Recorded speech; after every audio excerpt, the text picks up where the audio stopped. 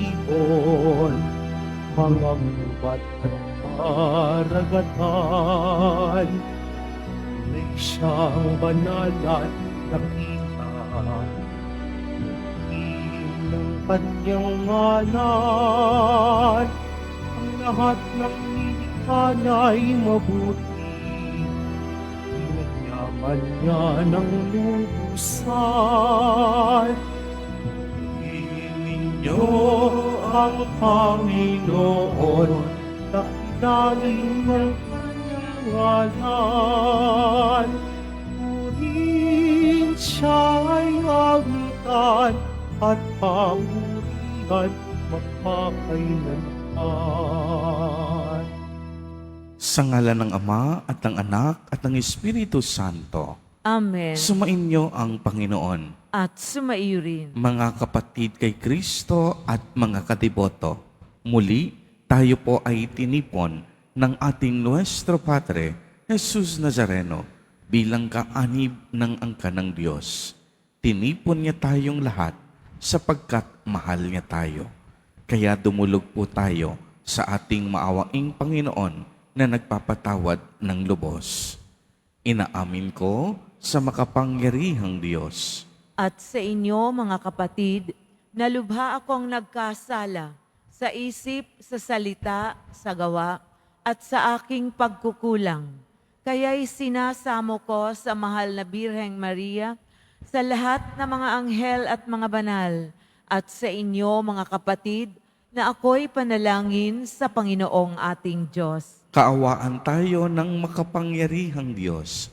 Patawarin tayo sa ating mga kasalanan at patnubayan tayo sa buhay na walang hanggan. Amen. Panginoon, kaawaan mo kami. Panginoon, kaawaan mo kami. Kristo, kaawaan mo kami. Kristo, kaawaan mo kami. Panginoon, kaawaan mo kami. Panginoon, kaawaan mo kami. Manalangin tayo. Ama naming makapangyarihan, ang paglingkuran ka ayon sa iyong kasiyahan ay kaloob na iyong ibinibigay sa iyong mga hinirang. Gawin mong ang iyong mga pangako ay aming mapakinabangan ayon sa paraang iyong kinalulugdan sa pamamagitan ni Jesucristo kasama ng Espiritu Santo magpa sa walang hanggan. Amen. Magsipo muna po ang lahat. Pagbasa mula sa sulat ni Apostol San Pablo sa mga taga-Pilipos. Mga minamahal, higit na kailangang maging masunurin kayo ngayon kaysa noong kasama ninyo ako. May takot at panginginig na magpapatuloy kayo sa paggawa hanggang sa malubos ang inyong kaligtasan. Sapagkat ang Diyos ang magbibigay sa inyo ng pagnanasa at kakayahang maisagawa ang kanyang kalooban. Gawin ninyo ang lahat ng bagay ng walang tutol at pagtatalo upang kayo'y maging ulirang mga anak ng Diyos. Malinis at walang kapintasan sa gitna ng mga taong liko at masasama. Sa gayon, magsisilbi kayong ilaw sa kanila. Tulad ng talang nagniningning sa kalangitan, samantalang inihahatid ninyo sa kanila ang balita ng kaligtasan. Pagdating ni Kristo ay maipagmamalaki ko kayo sapagkat hindi mawawala ng kabuluhan ang aking pagpapagal. Ikinagagalak ko at hinahatian ko kayo ng aking kagalakan. Kung ang dugo ko man ay maging handog bilang kaganapan ng paglilingkod sa inyong pananampalataya sa Diyos, kung magkagayon, dapat din kayong magalak at hatian ninyo ako ng inyong kagalakan. Ang salita ng Diyos. Salamat sa Diyos. Panginooy aking tanglaw, siya'y aking kaligtasan. Panginooy aking tanglaw, siya'y aking kaligtasan. Tanglaw ko'y ampuon, aking kaligtasan. Kaya walang takot ako kanino man. Sa mga panganib, kanyang iingatan. Kaya naman ako'y walang agam-agam. Panginooy aking tanglaw, siya'y aking kaligtasan. Isang bagay lamang ang aking nitiin. Isang bagay itong sa poon hiniling. Ang ako'y lumagi sa banal na templo upang kagandahan niya'y mamamasdan ko at yung pagtubay niya ay matanmo. Panginooy aking tanglaw, siya'y aking kaligtasan. Ako'y nananalig na bagong mamatay, masasaksihan ko ang kanyang kabutihan na igiginagawad mo sa mga hinirang. Sa Panginoong Diyos, tayo'y magtiwala, ating patatagin ang paniniwala. Tayo'y umasa sa kanyang kalinga. Panginooy aking tanglaw, siya'y aking kaligtasan. Magsitayo na po ang lahat.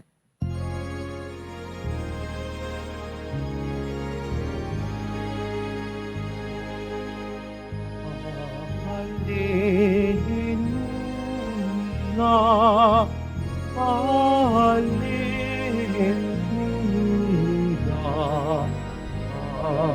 Hallelujah, Hallelujah.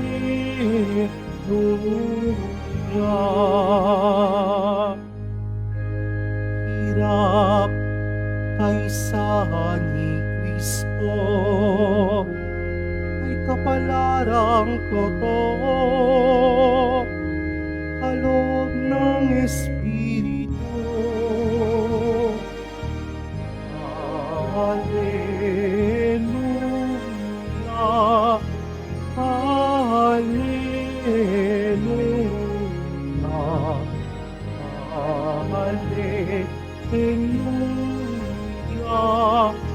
Hallelujah.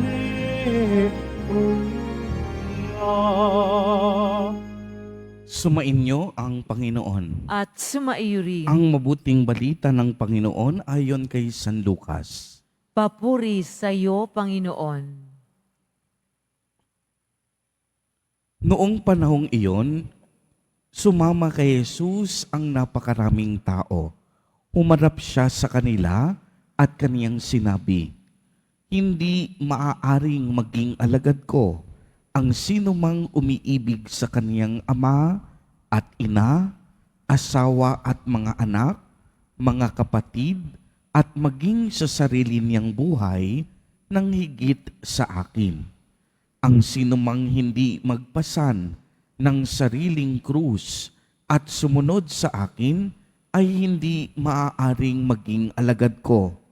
Kung ang isa sa inyo'y nagbabalak magtayo ng tore, hindi ba uupo muna siya at tatayahin ang magugugol para malaman kung may sapat siyang salaping maipagpapatapos niyon? Baka mailagay ang mga pundasyon, ngunit hindi naman maipatapos. Siya'y kukutyain ng lahat ng makakakita nito. Sasabihin nila, nagsimulang magtayo ang taong ito, pero hindi na ipatapos. O sinong hari na makikipagdigma sa kapwa-hari ang hindi muna uupo at pag-aaralang mabuti kung ang 10,000 niyang kawal ay maisasagupa sa kalaban na may 20,000 tauhan, at kung hindi niya kaya, malayo pa ang kalaban, ay magsusugo na siya ng mga kinatawan upang makipagkasundo. Gayon din naman, hindi maaaring maging alugod ko ang sinuman kung hindi niya tatalikdan ang lahat sa kaniyang buhay. Ang mabuting balita ng Panginoon. Pinupuri ka namin, Panginoong Hesukristo. Magsiupo muna tayo. Magandang umaga po sa inyong lahat, mga kapatid kay Kristo. Sa lahat po ng ating mga taga-subaybay sa iba't ibang online platforms at sa lahat ng ating mga kadiboto sa iba't ibang panig ng Pilipinas at maging sa buong mundo kung saan tayo ay naaabot ngayon ng ating live streaming. Mapayapang umaga din po sa inyong lahat. Purihin at dakilain natin ang ating Panginoon, ang mahal na poong Jesus Nazareno. Mga kapatid kay Kristo at mga kadiboto, malugod po namin kayong tinatanggap sa Basilica Minor at Pambansang Dambana ni Jesus Nazareno. Napakaganda po ng ating ebanghelyo sa araw na ito dahil tinutukoy nito kung sino at ano ang dapat na maging pangunahing layunin natin sa ating buhay. Siguro marahil yung iba sa inyo nagtatanong, Father, bakit po kahit anong pagsusumikap na gawin ko sa buhay, hindi pa rin ako masaya? Yung iba nagtatanong sa inyo, bakit Father, nasa amin na ang lahat, pero hindi pa rin mapanatag ang aming mga puso? Isa lang ang kasagutan sa tanong na yan. Sino ba ang nangunguna at naghahari sa iyong puso at buhay? Sinabi ni Jesus Nazareno sa huling bahagi ng Ebanghelyo, hindi maaaring maging mga alagad ko ang sinuman kung hindi niya tatalikdan ang lahat sa kaniyang buhay. Kaya nga sa unang bahagi, ipinaliwanag niya kung ano ang ibig sabihin nito. Hindi maaaring maging alagad ko ang sinumang umiibig sa kaniyang ama at ina, asawa at mga anak, mga kapatid at maging sarili niyang buhay ng higit sa akin. Hindi sinasabi ni Jesus Nazareno na huwag mong ibigin ang iyong ama't ina't kapatid, asawa o anak. Ang sinasabi ni Jesus Nazareno, ibigin natin ng higit ang Diyos. Bakit? Sapagkat ang Diyos, ang kaniyang pag-ibig, walang hanggan, walang katapusan, at walang kondisyon. Isang pag-ibig na walang hinihintay na kapalit. Ang pag-ibig ng tao, ang pag-ibig ng ating magulang, ang pag-ibig ng asawa mo, darating ang panahon, magkukulang at hindi sasapat. Dadating ang panahon, minsan, kahit kamag-anak natin, ang pag-ibig may kondisyon at may hinihintay na kapalit. Minsan nga, di ba, sa ating mga kamag-anak o kapamilya, nakakalungkot isipin, minsan, pagkamatay ng magulang, nag-aaway ang mga magkapatid sa ari-arian. Minsan dumadating sa punto na kapag nagkasakit na ang mga magulang, ang mga magkapatid nag-aaway kung sino ang mag-aalaga sa magulang. Sa punto ng pag-aasawa, dumarating ang panahon na nag-aaway ang mag-asawa, hindi nagkakaunawaan, nagkakagalit. Anong ibig sabihin? Minsan, pag-ibig ng tao, hindi laging nauubos, hindi mapanatag, laging may kondisyon. Subalit ang sabi sa akte ni Jesus Nazareno, kapag inibig natin ang Diyos ng buo nating puso't pag-iisip, hindi tayo pwedeng mabigo, sapagkat ang pag-ibig niya ay puro, buo at perpekto. Hindi nagkukulang, laging sapat, laging nakahanda tayong tulungan. Kaya nga ang bilin sa atin ni Jesus Nazareno, naway ang maging pangunahing layunin natin sa buhay ay ang Diyos. Ang maglingkod sa Diyos, ang mahalin ang Diyos, dahil kung mamahalin natin at paglilingkuran natin ang Diyos, hinding-hindi tayo mabibigo. Tanging ang pag-ibig ng Diyos lamang ang makabubuo at makakakumpleto sa ating buhay. Sapagkat tanging Diyos lamang ang makapagbibigay halaga at katuturan sa ating buhay. Tanging Diyos lamang ang makapagbibigay ng kapanatagan sa lahat ng ating mga pag-aalinlangan, sa lahat ng ating mga hinahanap.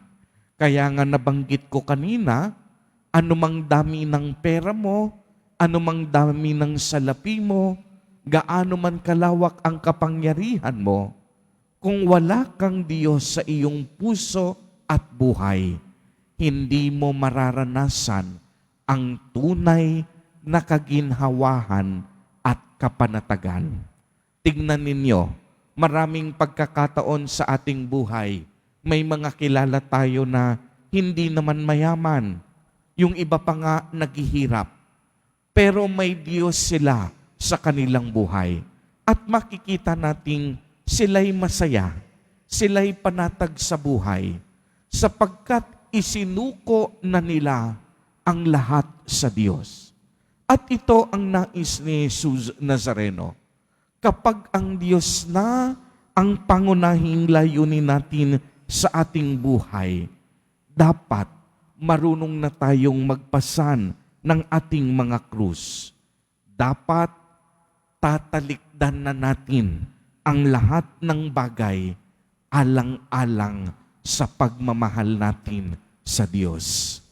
Mga kapatid kay Kristo at mga kadiboto, muli ipinapaalala sa atin ni Jesus Nazareno na maging pangunahing layunin at motibasyon ng ating buhay ang pagmamahal sa Diyos. Sapagkat kung iibigin natin ang Diyos, hindi tayo mabibigo. Ang kaniyang pag-ibig laging sapat, laging kumpleto, at kailanman hindi magkukulang. Amen. Purihin at dakilain natin ang ating Panginoon, ang mahal na poong Jesus Nazareno.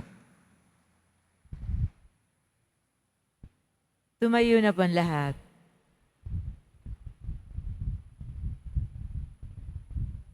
Minamahal kong mga kapatid, lumapit po tayo sa Diyos Ama upang makasunod tayo kay Kristo nang hindi pabago-bago at makatuon sa mga hamon ng pagiging alagad. Sa bawat panalangin ang ating itutugon, sa ngalan ni Jesus, pakinggan mo ang aming panalangin. Sa ngalan ni Jesus, pakinggan mo ang aming panalangin. Ang Santo Papa, mga obispo at mga pari, naway patuloy na magpakita ng tunay na pagiging alagad, manalangin tayo. Sa ngalan ni Jesus, pakinggan mo ang aming panalangin. Atin nawang iwaksi ang pananalig sa mga material na kayamanan at matagpuan ang tunay na katatagan sa Diyos, manalangin tayo. Sa ngalan ni Jesus, pakinggan mo ang aming panalangin. Tayo'y naway hindi tumalikod sa mga pagsubok at sa halip, harapin natin ang krus na dumarating sa ating buhay, manalangin tayo. Sa ngalan ni Jesus, pakinggan mo ang aming panalangin. Ang mga may pinapasang krus sa katawan, isip o sa espiritual na paghihirap, naway matutong lumakad sa mga yapak ni Jesus, manalangin tayo. Sa ngalan ni Jesus, pakinggan mo ang aming panalangin. Ang ating mga yumaong kamag-anak at kapatid na nagpasan ng krus ni Kristo sa mundong ito, naway maging maligaya na sa walang hanggang kasiyahan sa langit. Manalangin tayo. Sa ngalan ni Jesus, pakinggan mo ang aming panalangin. Isama po natin sa ating mga panalangin ang mga kapatid at kadiboto natin na nagdiriwang ng kanilang kaarawan sa araw na ito. Ang mga mag-asawang nagdiriwang ng anibersaryo ng kanilang mga kasal. Ang mga kaibigan at kamag-anak natin na may sakit at may malubhang karamdaman. Gayon din ang mga pamilyang nagugutom at walang makain, naway ingatan, patnubayan, at basbasan silang lagi ni Jesus Nazareno. Manalangin tayo. Sa ngalan ni Jesus, pakinggan mo ang aming panalangin. Ama naming Diyos, alam mo ang marami at iba't ibang pangangailangan namin sa buhay na ito. Bigyan mo po kami ng tapang upang pasanin ang aming krus at sumunod sa mga yapak ng iyong anak. Hinihiling namin ito sa pamamagitan ni Kristo na aming Panginoon. Amen. Magsiupuan lahat.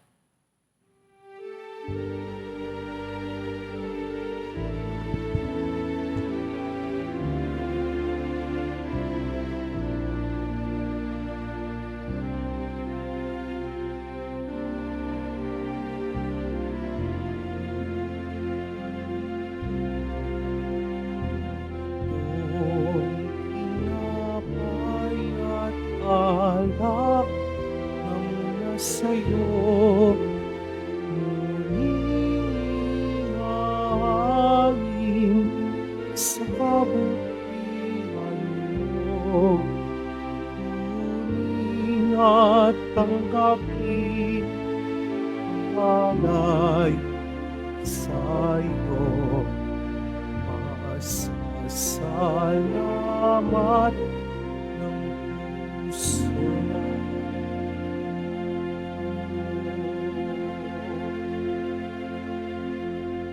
Tumayo na po ang lahat. Manalangin kayo mga kapatid upang ang paghahain natin ay kalugdan ng Diyos, amang makapangyarihan. Tanggapin nawa ng Panginoon itong paghahain sa iyong mga kamay, sa kapurihan niya at karangalan, sa ating kapakinabangan at sa buong sambayanan niyang banal. Ama naming lumikha, ang paghahain naming ito ay maging dalisay nawa at maging banal na pakikinabang namin sa iyong awang dakila sa pamamagitan ni Jesucristo kasama ng Espiritu Santo magpa sa walang hanggan. Amen. Sumainyo ang Panginoon. At sumairi, Itaas sa Diyos ang inyong puso at diwa. itinaas na namin sa Panginoon. Pasalamatan natin ang Panginoong ating Diyos. Marapat na siya ay pasalamatan. Ama naming makapangyarihan, tunay ngang marapat na ikaw ay aming pasalamatan. Pinagbibigyan mong ito'y aming maihayag, kahit na ito'y walang anumang maidaragdag. Sa kadakilaang sa iyo ay likas.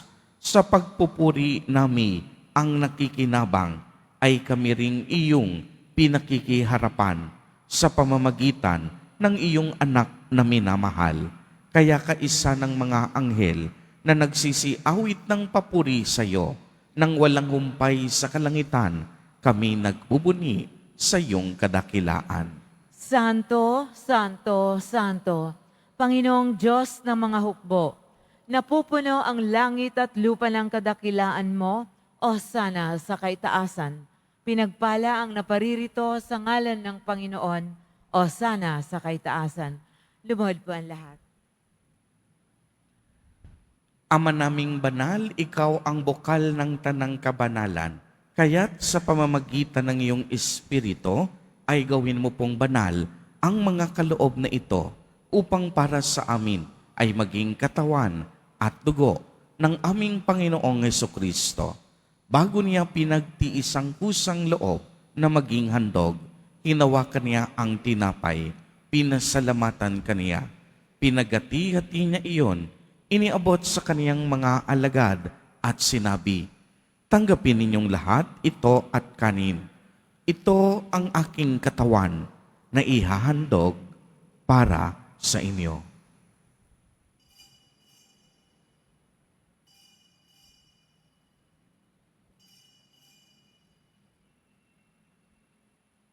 Gayon din naman noong matapos ang hapunan, hinawakan niya ang kalis. Muli kaniyang pinasalamatan. Iniabot niya ang kalis sa kaniyang mga alagad at sinabi, "Tanggapin ninyong lahat ito at inumin. Ito ang kalis ng aking dugo, ng bago at walang hanggang tipan, ang aking dugo na ibubuhos para sa inyo at para sa lahat sa ikapagpapatawad ng mga kasalanan. Gawin ninyo ito sa pag-alaala sa akin.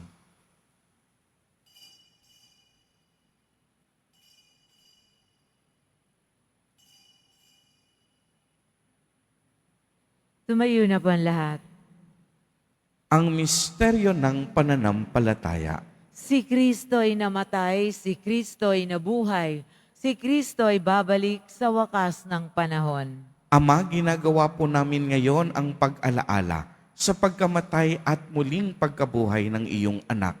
Kaya't iniaalay namin sa iyo ang tinapay na nagbibigay buhay at ang kalis na nagkakaloob ng kaligtasan. Kami po'y nagpapasalamat dahil kami iyong minarapat na tumayo sa harap mo para maglingkod sa iyo. Isinasamo namin na kaming magsasalo-salo sa katawan at dugo ni Kristo ay mabuklod sa pagkakaisa sa pamamagitan ng Espiritu Santo. Ama, lingapin mo po ang iyong simbahang laganap sa buong daigdig. Puspusin mo kami sa pag-ibig, kaisa ni Francisco na aming Santo Papa at ni Jose na aming Obispo at ng Tanang Kaparian. Alalahanin mo rin ang mga kapatid naming nahimlay nang may pag-asang sila'y muling mabubuhay, gayon din ang lahat ng mga pumanaw. Kaawaan mo po sila at patuloyin sa iyong kaliwanagan.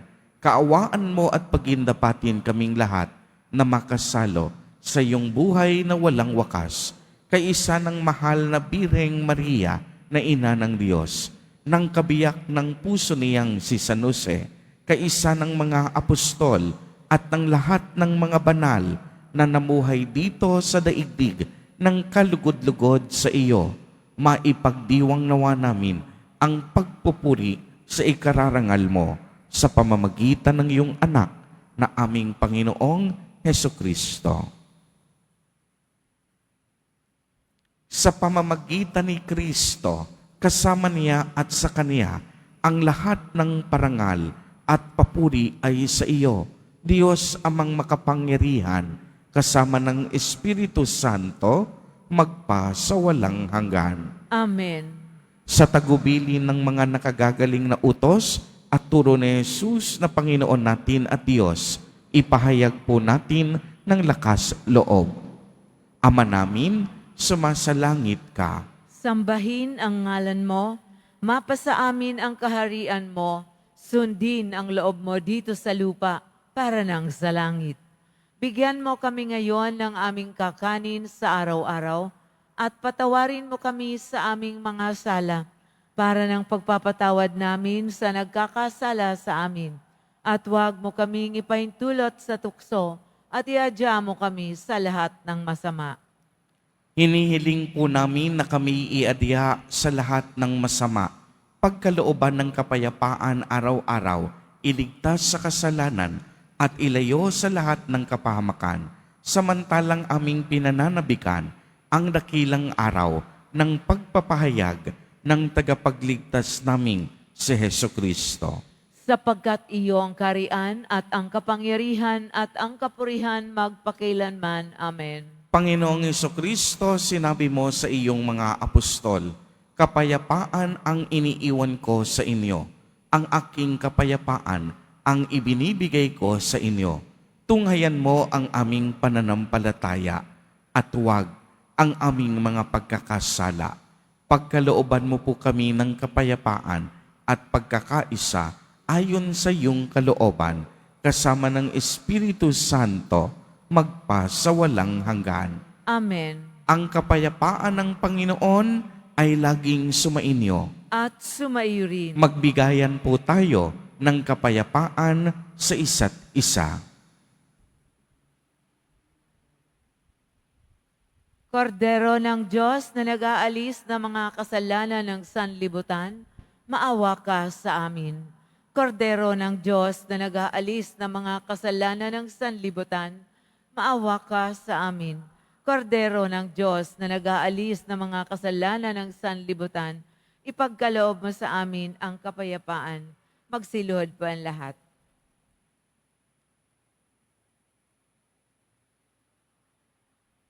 Ito ang kordero ng Diyos. Ito ang nag-aalis ng mga kasalanan ng sanlibutan. Mapalad ang inaanyayahan sa kaniyang piging. Panginoon, hindi ako karapat-dapat na magpatuloy sa iyo, ngunit sa isang salita mo lamang ay gagaling na ako.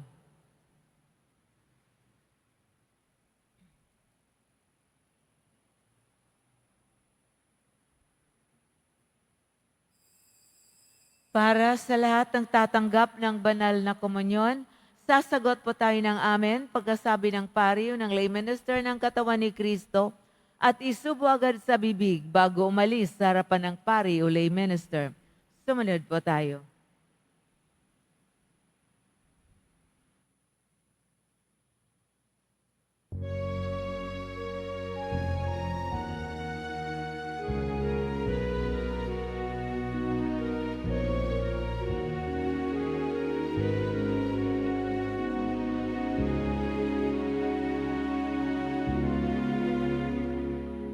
My soul finds rest in God alone. My salvation comes from Him alone. Is my rock, my salvation, my fortress. I shall never be afraid.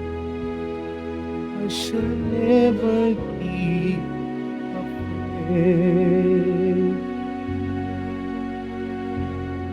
Rest in Him at all times, O people of God. Pour out your hearts to Him. He is our refuge and He is our hope.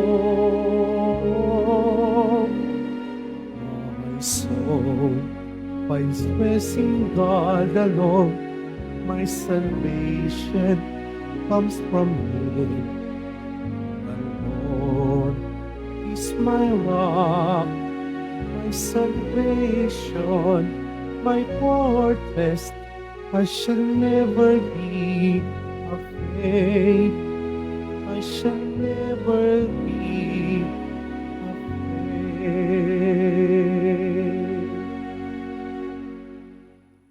Ang lahat po ay inaanyayahan, lalo na ang mga may sakit o may karamdaman, sa ating Healing Mass and Service bukas, November 7, 2024, Huwebes, sa ganap na ika-6 ng gabi.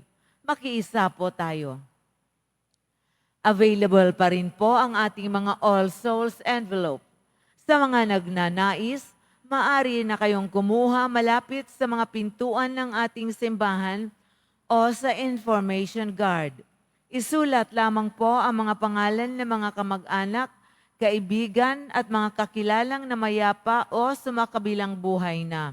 At sa buong buwan ng Nobyembre, ito po ay ating isasama sa lahat ng mga misa na nagaganap sa ating simbahan. Inihahandog ng Quiapo Church ang Iloilo Pilgrimage 2024. Halina, tuklasin at sama-sama po tayong maglakbay at magdasal sa mga simbahan at makasaysayang lugar sa lalawigan ng Iloilo kasama ang ating kadeboto na si Father Robert Arellano, LRMS, sa darating na November 26 to 28. Para sa karagdagang impormasyon, makipag-ugnayan sa Parish Finance Office o tumawag sa mobile number 0927-819-5959. Ito po ay limited slots only. Pagkatapos ng misa, wiwisikan po ang lahat ng banal na tubig. Pinakikiusapan ng lahat na manatili lamang muna sa inyong mga lugar. Sa Quezon Boulevard o sa Plaza San Juan lamang ang labasan ng lahat. Sumunod po tayo. Maraming salamat po sa inyong pagdalaw at pagsisimba sa Basilica Menor at Pambansang Dambana ni Jesus Nazareno. Tumayo na po ang lahat. Manalangin tayo. Ama naming mapagmahal, magkaroon nawa ng karagdagang bunga ang iyong ginagampanan sa aming banal na pakikinabang upang sa aming pagsasalo maging handa kaming tumanggap sa katuparan ng pangako mo sa pamamagitan ni Jesucristo kasama ng Espiritu Santo magpa sa walang hanggan. Amen. Panalangin para sa mga kaluluwa. Mga kapatid, atin pong ipagdasal ang ating mga minamahal na yumao at lahat ng mga kaluluwa sa purgatorio. Panginoon naming Diyos, Ama namin, Ikaw po ang dahilan ng aming pagsilang. Sa iyo galing ang aming hiram na buhay. Buong kababaang loob po kaming nananalangin at kami nagmamakaawang kalugdan mo po ang mga kaluluwa ng mga pumanaw sa mundong ito. Sila naway magkamit ng buhay sa iyong piling. Alisin mo ang anumang mga karumihan ng kasalanan upang sila ay maging marapat sa iyong walang hanggang kalinisan. Iahon mo sila mula sa purgatorio at bigyan ng puwang sa iyong kaharian sa langit. Kapayapaan kailanman ang igawad ng may kapal sa mga yumaong nagsipanaw. Sila naway silayan ng iyong ilaw na walang hanggan. Amen. Mapanatag nawa sila sa kapayapaan. Amen.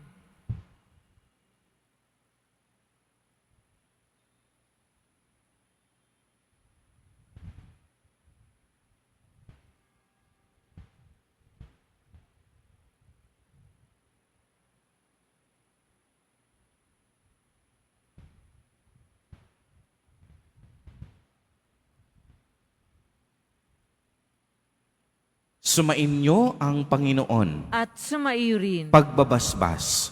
Mahal na poong Jesus Nazareno, inihayag mo sa pamamagitan ng krus ang walang maliw na pag-ibig ng Diyos sa sangkatauhan.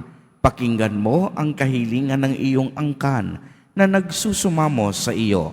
Makamtanawa nila ang iyong katugunan at tanggapin ang kasagutan na may utang na loob na tinatanaw.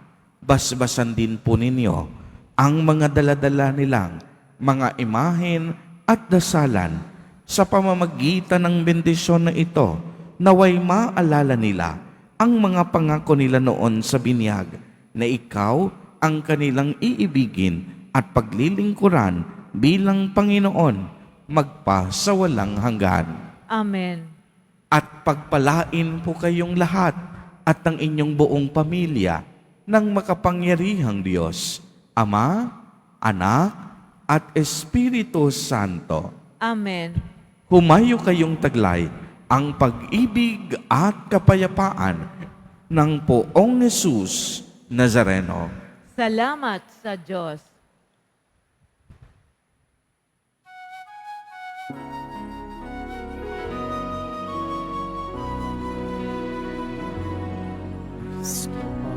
Padre Jesus Nazareno,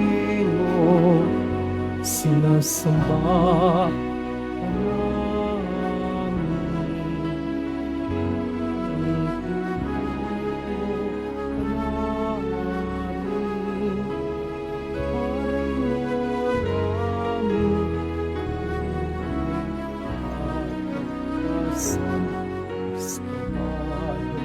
Jesus Nazareno, iligtas mo kami sa kasalanan. Ang puso na magwanay, sinisag ng aming pag-asal. Cristo Padre Jesus Nazareno, narangal ka namin. Cristo Nazareno, iyong ating dalangin.